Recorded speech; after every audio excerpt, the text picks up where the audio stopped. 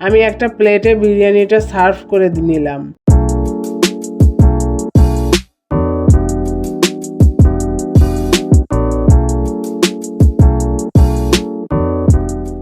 পুরান ঢাকার বাবুর্চি রেসিপিতে কাচ্চি বিরিয়ানি। এই কাচ্চি বিরিয়ানিটা বাসায় আপনি খুব অল্প সময়ে বানাতে পারবেন। আর কাচ্চি বিরিয়ানি রান্না করা একদমই সহজ। আজকে রেসিপিটা একটু মনোযোগ দিয়ে দেখলে আপনি নিজেই ঝটপট এই কাচ্চি বিরিয়ানিটি রেডি করতে পারবেন। আর এই কাচ্চি বিরিয়ানিটি পরিবেশনের পর কিন্তু দেখতে যেমনটা সুন্দর লাগে, খেতেও অনেক বেশি মজা হয়। তো কাচ্চি বিরিয়ানির রান্নার জন্য আমি 1 কেজি কম পরিমাণ বাসমতি চাল নিয়ে পানিতে দিয়ে ভালো করে ধুয়ে নিব। ধোয়া হয়ে গেলে আমি পর্যাপ্ত পরিমাণ পানি দিয়ে ভিজিয়ে রাখবো। এরপর কাচ্চি বিরিয়ানি রান্নার জন্য আমি কিছু বাদাম, জয়ত্রী ও ডালচিনি সব একত্রে নিয়ে কিছুক্ষণ ভিজিয়ে রেখে ব্লেন্ড করে নিব। তো কাচ্চি বিরিয়ানি রান্নার জন্য আমি এখানে 1 কেজি খাসির মাংস নিয়েছি, একটু বড় করেই কেটে নিয়েছি। এবার আমি এখানে সব মশলা অ্যাড করে দিব। তো প্রথমেই দিয়ে দিব 3 চা চামচের পরিমাণ আদা বাটা। আর রসুন বাটাটা আমার কাছে ছিল না, তাই আমি ওই যে বাদাম ব্লেন্ড করে নিয়েছি সেখানে রসুন বাটা কিছু পেঁয়াজ কুচি দিয়ে ব্লেন্ড করে নিয়েছি। এরপর 1 চা চামচ নিচ্ছি মরিচের গুঁড়া, 1 চা চামচ জিরার গুঁড়া, 1 চা চামচ ধনিয়ার গুঁড়া।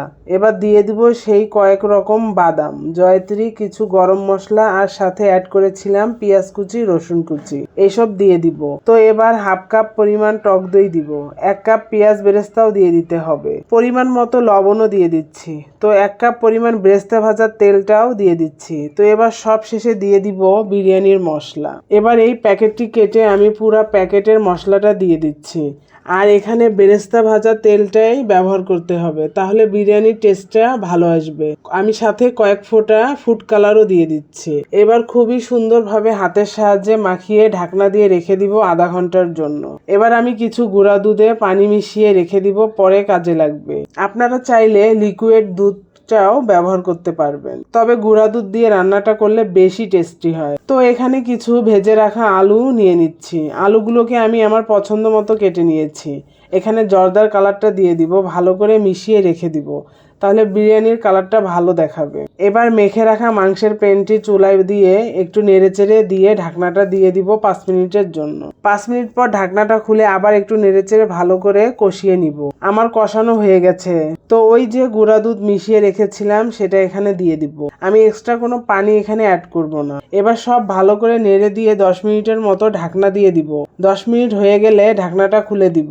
এবার একটু নেড়েচেড়ে দিয়ে দিব কয়েকটা আস্ত কাঁচামরিচ। এর সঙ্গে দিয়ে দিব 2 চা চামচ পরিমাণ চিনি। বিরিয়ানি কিন্তু হালকা মিষ্টি মিষ্টি খেতেই ভালো লাগে, এই জন্য আমি চিনি অ্যাড করলাম। আপনারা চাইলে এখানে চিনি নাও দিতে পারেন। এই পর্যায়ে দেখুন আমার মাংসটা রান্না একদম রেডি। তো চুলা থেকে নামিয়ে নিব। এবার একটি বড় পাত্রে পর্যাপ্ত পরিমাণ পানি দিয়ে সেখানে কিছু মশলা অ্যাড করে দিব, সাথে তেজপাতাটাও দিয়ে দিব। অল্প পরিমাণ সয়াবিন তেল আবার অল্প পরিমাণ লবণ দিয়ে চুলার আঁচটা হাই করে দিব। পানির যখন এরকম বলক উঠে যাবে তখন পানিতে ভিজিয়ে রাখা বাসমতি চাল পানি থেকে উঠিয়ে এই গরম ফুটন্ত পানিতে দিয়ে দিতে হবে।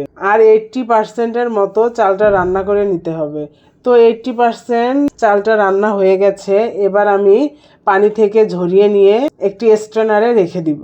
এবার হলো আমি যে পাত্রে চাল আর মাংসটা একসাথে দমে বসাবো সেই পাত্রটা চুলার ওপর বসিয়ে নিয়ে অর্ধেক পরিমাণ মাংস সুন্দর করে দিয়ে দিব, আর বাকিটা আমি আবার পরে ব্যবহার করব। তারপর অর্ধেকটা রাইসও দিয়ে দিব। তো মাংসের উপরে রাইসগুলো ছড়িয়ে দিব। তারপর কিছু বেরেস্তা ছিটিয়ে দিচ্ছি, সাথে দিচ্ছি ভেজে রাখা আলুর পিসগুলা। আলুর পিসগুলোকে আমি একটা একটা করে বসিয়ে নিচ্ছি। এগুলোকে আমি ভেজে জর্দার কালার দিয়ে মেখে নিয়েছি। এবার দিব গুঁড়া দুধ। তো এবার হচ্ছে অর্ধেক মাংসটা এই সব কিছুর উপর আবার দিয়ে দিব। এবার অর্ধেক রাইসটাও এর উপর সেট করে বসিয়ে দিব। আবার পেঁয়াজ বেরেস্তা দিয়ে উপরে কিছু আলু বোখারাও দিয়ে দিচ্ছি ঘিটা অবশ্যই ব্যবহার করতে হবে। তো জর্দার কালারটাও উপরে দিয়ে দিব কিছু রাইসের কালার হওয়ার জন্য। এবার ঢাকনাটা দিয়ে দমে বসানোর পালা। আমি কিছু আটা পানি দিয়ে গুলিয়ে নিয়েছি।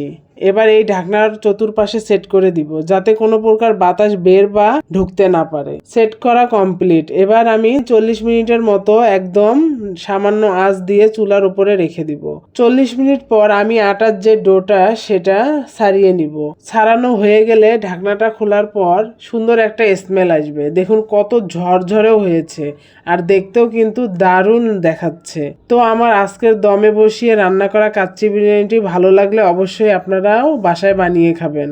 আমি একটা প্লেটে বিরিয়ানিটা সার্ভ করে নিলাম, সাথে শসা দিয়ে নিলাম। আর বিরিয়ানি বা পোলাও যেটাতেই হোক না কেন শসা লাগবেই। আর খাবারের রুচি বাড়াতে নিয়ে নিচ্ছি কোক। তো আমার সার্ভ করা শেষ। আবার নতুন কোনো খাবারের ভিডিও নিয়ে দেখা হবে। সেই পর্যন্ত সবাই ভালো থাকবেন, সুস্থ থাকবেন। আল্লাহ হাফেজ।